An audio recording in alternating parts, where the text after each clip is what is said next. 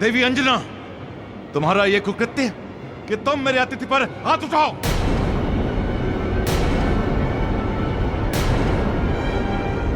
शिष्टता और संस्कार की सीमाओं को लांघने का दुस्साहस किया है तुमने। बस महाराज, बस।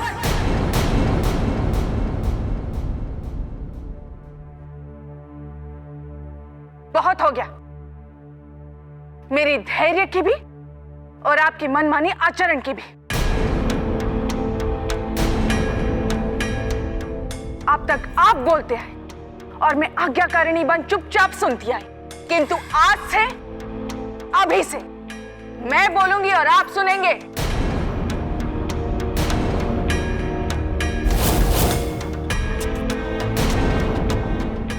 देवी अंजना, संभवतः आप भूल रही हैं कि मैं कौन हूं और आप किसके समक्ष और किससे बात कर रही हैं।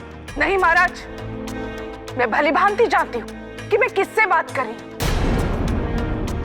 किंतु संभवतः आप नहीं जानते कि आपसे कौन बात कर रही है।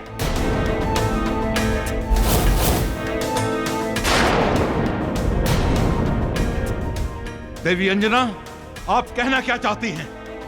मैं कहना नहीं चाहती हूं, बताना चाहती हूं आपको कि आपके समक्ष जो बात कर रही है वो आपकी पत्नी अंजना नहीं बात कर रही है। अंजन प्रदेश की महारानी अंजना से बात कर रहे हैं आप। अंजन प्रदेश की महारानी अंजना से।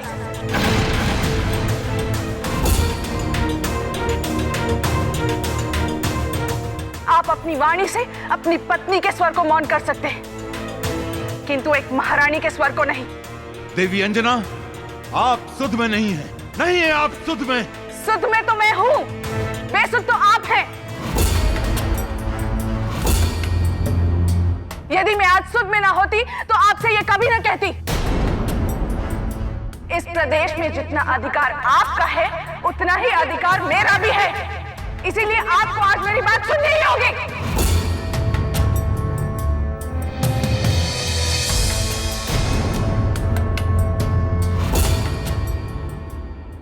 क्या ब्राह्मण देव, आपके होते हुए इस राज नर्तकी का ऐसा घोर अपमान?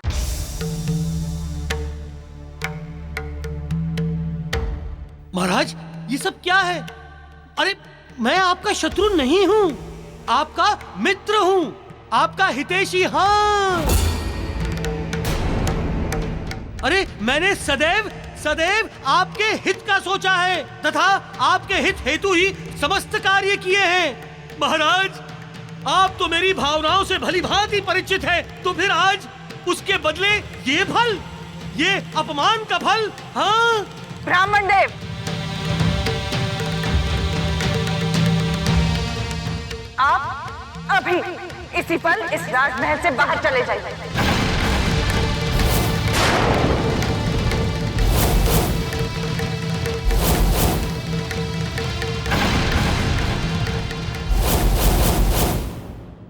अज्ञानी अंजना, अभी तुम जानती नहीं हो मुझे कि मैं कौन हूँ। मैं राहु हूँ, राहु। राहु जो कहीं भी अपनी इच्छा से आता है तथा अपनी इच्छा से ही जाता है। हाँ। सैनिकों, ब्राह्मण देव को सम्मान पूर्वक इस राज्य की सीमा के बाहर छोड़कर आओ।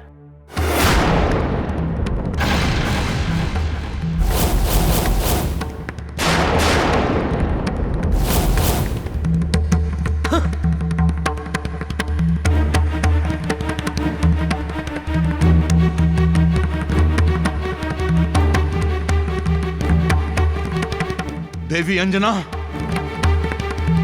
आज तुमने ठीक नहीं किया, बिल्कुल भी ठीक नहीं किया। इस अभद्र आचरण का तुम्हें भारी मूल्य चुकाना होगा, भारी मूल्य।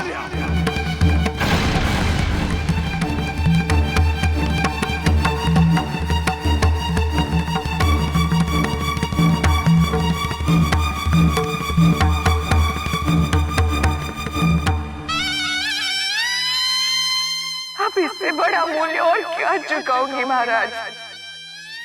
कि आज एक पत्नी को निर्लज्ज होना पड़ा, अपने पति का अपमान करना पड़ा। ये कैसा पाप करवाया विधाता ने मुझसे, कैसा पाप करवाया।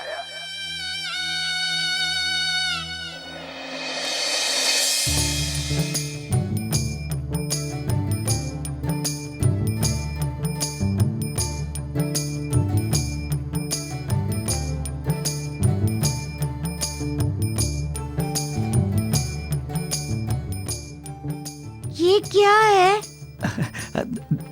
देखो वानर बालक, हम 3 नहीं अभी तो 4 भाई हैं। अरे तुम भी तो हमारे भाई समान हो, तो फिर इस धन में एक हिस्सा तुम्हारा भी होना चाहिए। तो हमने निर्णय लिया है कि ये 7वां घड़ा तुम्हें दे देंगे, इसे तुम रख लो। हैं?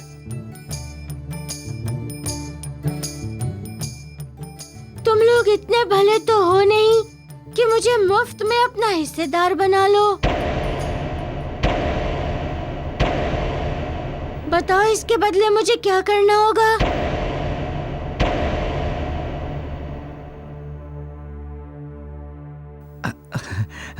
हमारा जो भेद है ना, उसे भेद ही रखना, किसी दूसरे को मत बताना।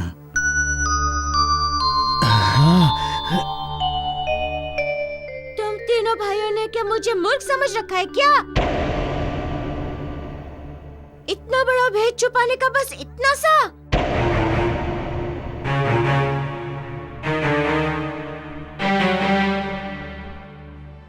कम है क्या? ये भी कोई पूछने की बात है?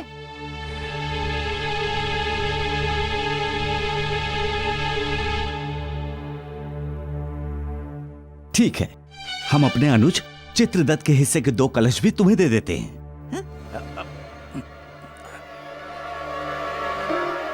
परंतु भैया, मेरे ही कलश क्यों? अरे पगले, माई के मृत्यु दंड से जीवित बचेगा तभी तो ये धन खर्च कर पाएगा ना। जब प्राण ही नहीं होंगे तो फिर किस काम का ये धन है? तुम भी तो नहीं बच पाओगे। राजकोष का धन छुपाना बहुत बड़ा अपराध है। इसकी तुलना देशद्रोह से की गई है। तुम जानते हो देशद्रोह का दंड क्या है? आजीवन कारावास।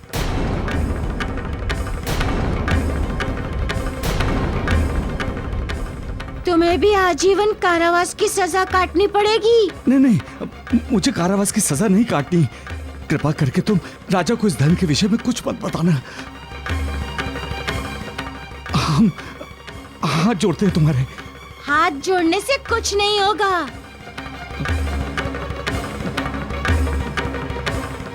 ठीक है, तो फिर ऐसा करो, हम अपने धर्मदत्त के हिस्से का धन भी तुम्हें दे देते हैं।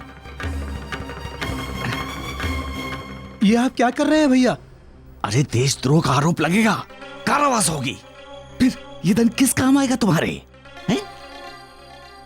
कारावास में जीवन खर्च होता है, धन नहीं पगले। ले जाने दे, सारा धन लेके जाने दे इसको। हाँ, तो मैं कह रहा था कि देशद्रोह का दंड है आजीवन कारावास एवं माँ की हत्या का दंड मृत्यु दंड। एवं माँ की हत्या का दंड मृत्यु दंड।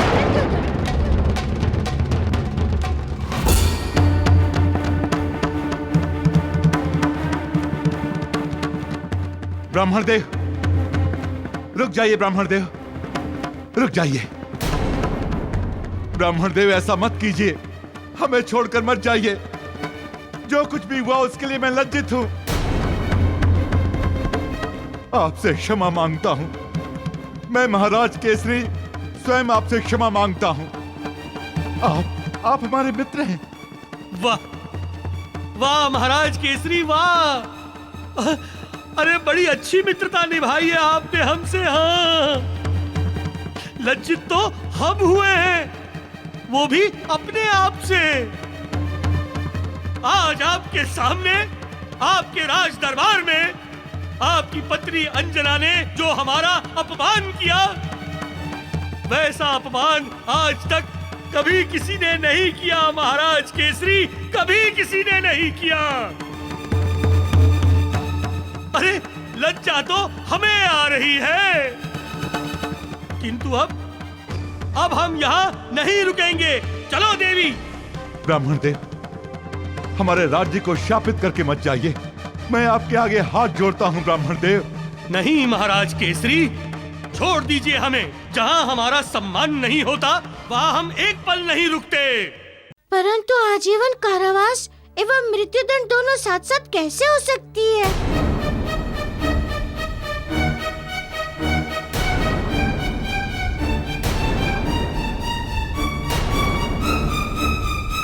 अच्छा, अब समझा।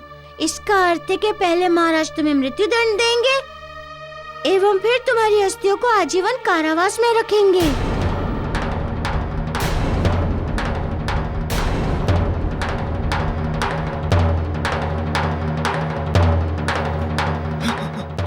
अरे नहीं, अरे ये इनका धन भी तुम ही रख लो। हाँ, क्योंकि इन्होंने ही हम दोनों से सारे अपराध करवाए हैं। हाँ। अरे पगलो, नहीं, ये क्या व्यर्थ की बातें कर रहे हो तुम लोग? आपको क्या लगा था मृत्युदंड केवल हम दोनों को मिलेगा? अरे जब आप जीवित बचेंगे तभी तो इस धन का उपयोग कर पाएंगे।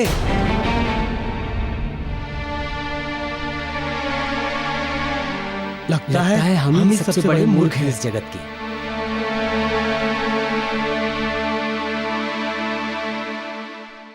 वास्तव में सबसे बड़े मूर्ख हो तुम लोग, कारण तुम लोगों ने अभी केवल धन छोड़ा है, उस धन का मोह नहीं।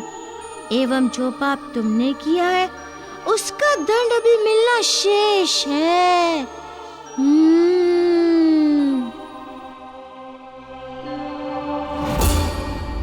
देवी, ब्राह्मण देव को समझाइए ना कि आज वो दुखी होकर चले गए तो मैं जीवन भर अपने आप को क्षमा नहीं कर पाऊंगा। जीवन भर अपराध बोझ सहता रहूंगा मैं कैसे रोक सकती हूँ इन्हें? तो ठीक है, मैं ये राजमहल छोड़कर आपके साथ वन में चलता हूँ। महाराज, मैं आपके लिए क्या करूँ? कैसे आपकी सहायता करूँ? स्वयं को रोककर, ब्राह्मण देव को रुकने हेतु मनाकर।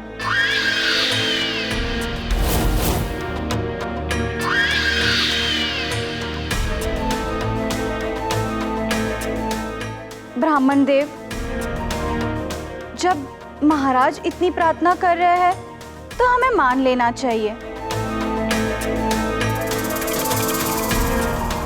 और फिर आप देख नहीं रहे कि महाराज कितने दुखी हो रहे हैं। और फिर जो कुछ भी हुआ उसमें महाराज की तो कोई गलती नहीं, और ये सब तो महारानी अंजना ने किया है। एवं महाराज तो क्षमा भी मांग रहे हैं। तथा ब्राह्मण देव, मुझे लगता है कि आपको इनकी प्रार्थना पर पुनः विचार करना चाहिए।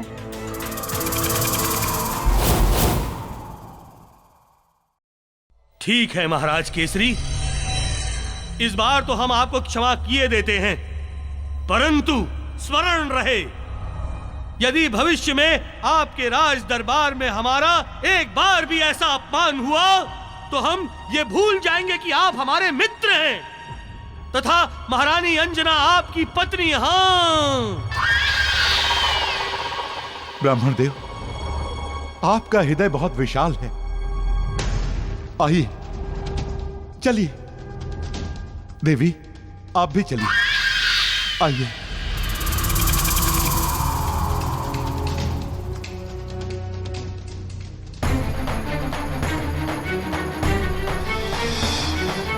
अब जाने क्या होगा विधाता, राहु राज्य में लौट है आता, राहु राज्य में लौट है आता। केसरी सर्प को दूध पिलाने स्वयं विपत्ति ले आते हैं। कहते हैं जब दुर्दिन आते लोग दिग्भ्रमित हो जाते हैं, लोग दिग्भ्रमित हो जाते हैं। अब जाने क्या होगा विधाता, राहु राज्य में लौट है आता, राहु राज्य में लौट है आता। उस वानर बालक के कारण मारे गए हम लोग आज। सारे सपने चूर चूर कर दिए।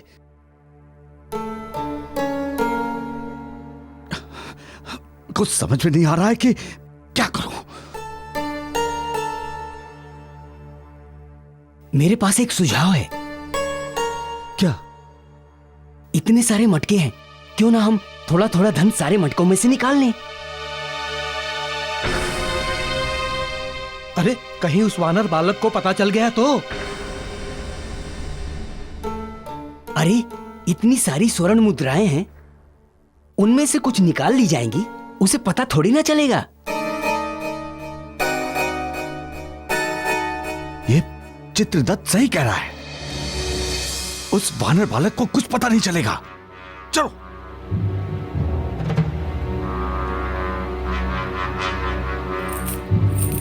आइए कोतवाल जी, वो देखिए,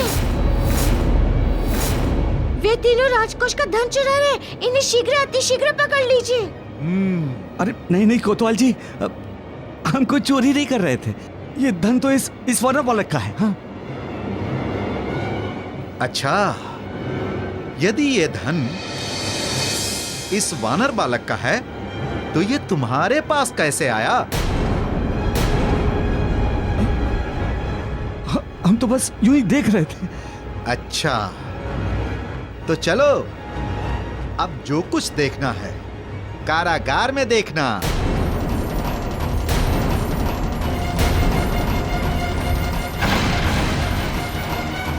सिपाहियों, ले चलो इन तीनों को। अरे नहीं नहीं नहीं, वानर बालक, तूने ठीक नहीं किया।